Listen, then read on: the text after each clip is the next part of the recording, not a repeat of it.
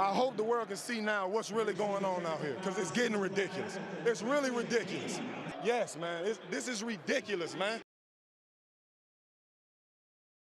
We are finally reached to the end of this list.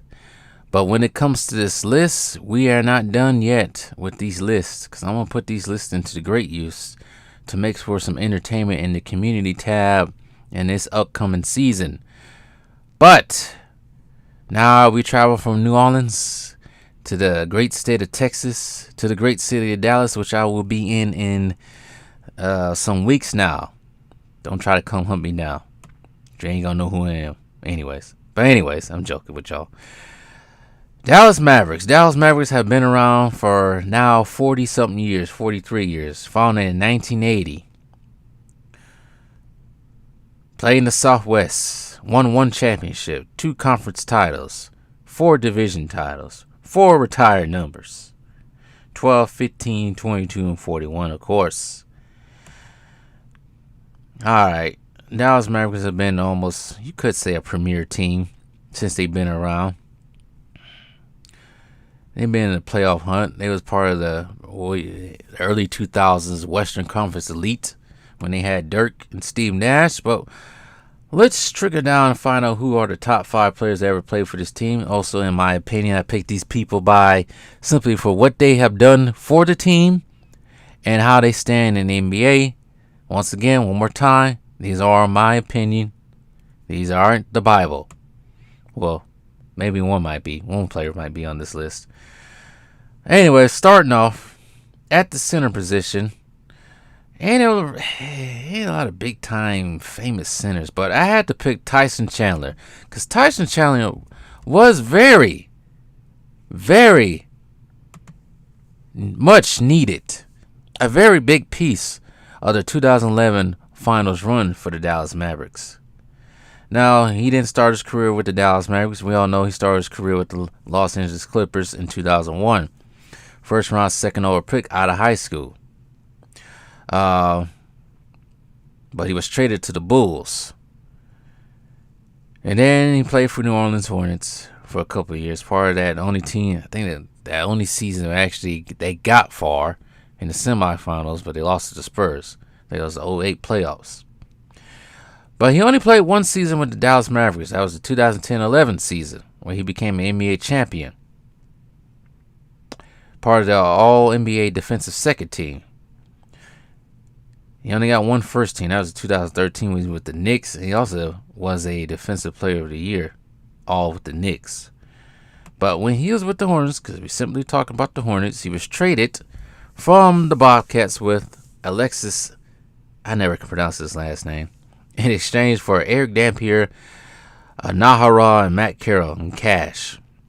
Like I say, he was the perfect fit because he was an anchor on that defense, helping out Dirk. He gave the team toughness, defensive toughness, which they didn't really have at all. He put the anchor on the Miami Heat. I know that much. Made Chris Bosh an afterthought. Made LeBron an afterthought. Made the whole team an afterthought, pretty much. Like I say, he only played 1 season there. And he was gone after that. I think he went to New York right after that. Actually, he wasn't gone after that. I think, because right after that season was the freaking, I can't think of the word.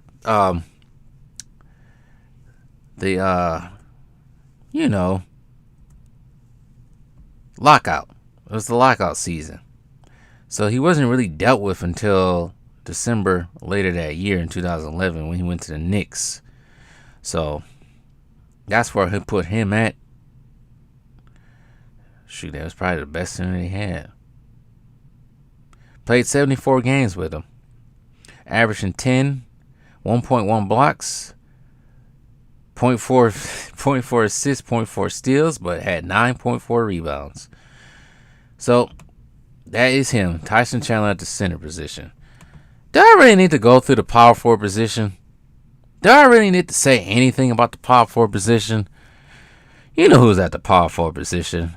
Dirk himself. I'm done. He was drafted in 98. first round, ninth overall pick by my Bucks. But they traded him for Robert Tractor Taylor, who had a piece of meat in the back of his pocket. No, I'm not going to say that. Rest in peace to Robert Tractor Taylor. But anyways, I'm not even going to go through Dirk's career. We know how great Dirk was. Moving on. Now, this is where it gets tricky at. But I had to pick somebody from the past for the 80s Mavericks. I just had to. So I picked Mark McGwire. He was drafted by the Mavericks in 1981, first round, first overall pick.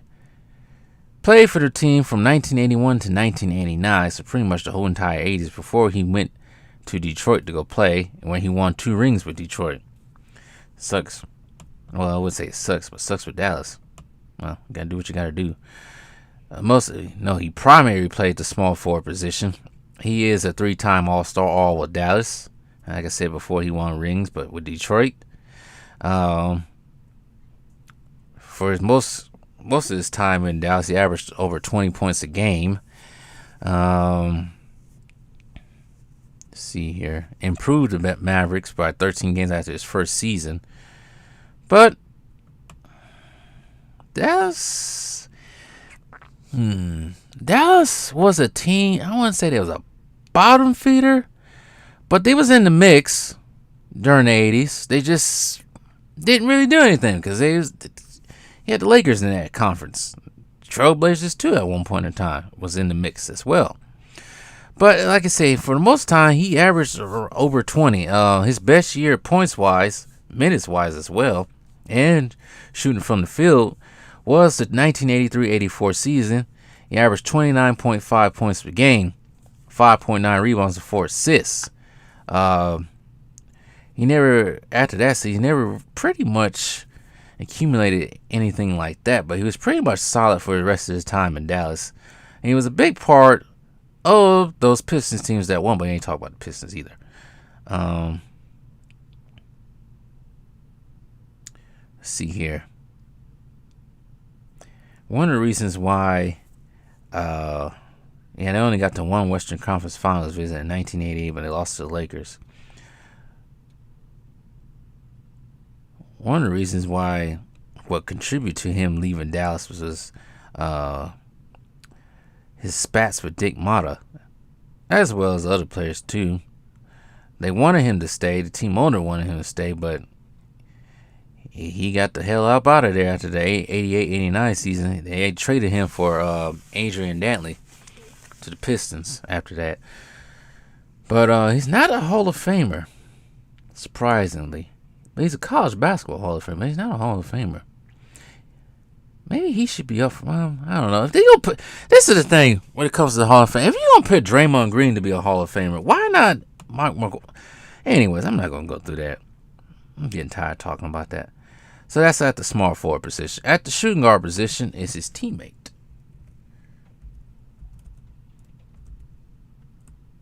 Will be his teammate, Ronaldo Blackman, who played for the team. Let's see here.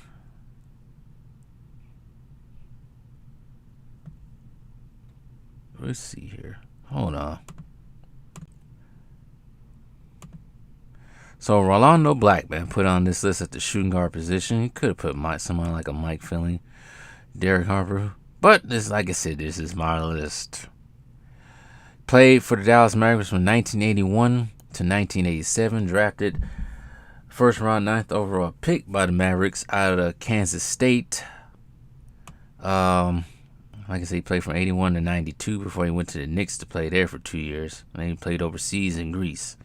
He's a 4-time All-Star, all with the Mavericks. His number is retired, 22. Averaged 18 points a game for his whole entire career, 3 rebounds and 3 assists.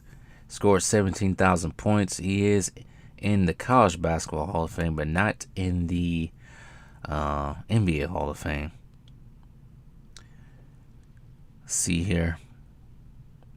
He was very impactful in his first season there as a rookie, averaging 13 points a game. Got a lot of minutes. Of course, he was going to get a lot of minutes. And the Mavericks were a brand new team around that time. as well.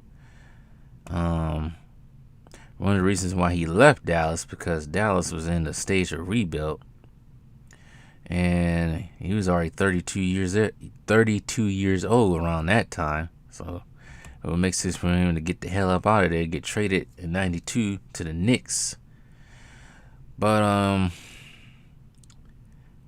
his whole time there, his best season with Dallas was the 83-84 season. In points, averaged 22.44 rebounds, and average career high in field goal percentage as well that year. He played 81 games. And how many times did Dallas get to the playoffs when he was there? And he's pretty much in the playoffs almost every year except for the 89 playoff run. Exception of that one, he's pretty much there from 84 to 88, and then one more time in 90 when they got swept. But I put Rolando Blackman on there, no doubt, at the shooting guard position. Now, who should I pick to be on the point guard? Well, it's a surprise. No, it's not a surprise. He's still playing. Now, when I say he's still playing, who you guys probably think? Is it Kyrie or is it Luka? Definitely not Kyrie, so it's Luka. Yeah, I got to put Luka on here. I'm sorry. I know he's a new player. He still has much more to go. He's only 24. But you know, he's drafted in 2018. He played last year that Dirk played. 3rd overall pick by the Hawks. So they traded him to Dallas instead for Trae Young. I think that's how it went down, if I remember correctly. So far with the Dallas Mavericks, he's a 4-time All-Star, 4-time NBA first team. He is also Rookie of the Year. All rookie first team as well. And a whole bunch of European stats I will not name because we ain't talking about his European years. But yeah. Let's see here. Does he hold any records with Dallas yet so far? So far, and since he's been an NBA first teenager to record 4 career triple doubles in NBA history, broke Jason Kidd's franchise record of 21 of most triple doubles with 22 in 122 games. Most triple doubles in the season, 17 before turning 22, held by Ben Simmons previously. Youngest player in the NBA to lead the league outright in triple doubles, previously held by Magic. 23 straight games with 20 points, 5 rebounds, and 5 assists, the most since the 76-77 NBA ABA merger, held by Michael Jordan 1 point in time with 18 consecutive games. First player since Tim Duncan to be selected for all NBA first team in his first or second season. Second fewest games played to record 35 career triple doubles, held by Magic Johnson. Previously, third fewest games played to reach 4,000 career points since the ABA-NBA merger, with Jordan and Shaq previously held. I think he's tied with them. Oh my goodness, he holds a lot of records. NBA record 42 points in an NBA playoff debut as a rookie. No, it's not a rookie. Never mind. He has a couple of NBA records too. Playoff records, just to say. First player in NBA history in the playoffs to record 43 points, 17 rebounds, 13 assists in a playoff game. 3 triple doubles in the first 7. Yeah, he deserves to be on this list. But I think in order for him to improve, he needs to know how to play defense better. And that comes with losing a little weight and being more in shape. Fit to play defense. Can't be out there playing defense out there on these quick players. I do get at this age of NBA that they do got some quick runners out there on that court. And in the playoffs so far, since 2020, averaged 31, 35, 31. He's been big. His best year so far was this past year. Averaged 32.4 points a game. 8 rebounds and 8 assists, 1.4 steals. Shot a career high for field goal percentage as well, and minutes in 66 games, but We all know what happened with their playoff dreams. Yeah, we ain't gonna get into that. But anyways, best player for ever to play for this team, no question, is gonna be Dirk. So let me count my list over again: Tyson Chandler, Dirk, Mark McGuire, Rolando Blackman, and Luka Doncic. Just a few notables on here that I haven't listed. Jason Kidd, of course. Jason Terry. Deshaun Stevenson, named people from that 2011. Kyrie Irving. Steve Nash. Josh Howard, we ain't forget about him. Eric Dampier. Brenton Haywood. Jamal Mashburn at one point in time. Jim Jackson. Nahara. Peja Stojakovic at one point in time. Vince Carter. Tim Hardaway Jr. What's the guy on freaking Jalen Bronson? Alright, I'm done. You guys get the picture. Tell me what you guys think.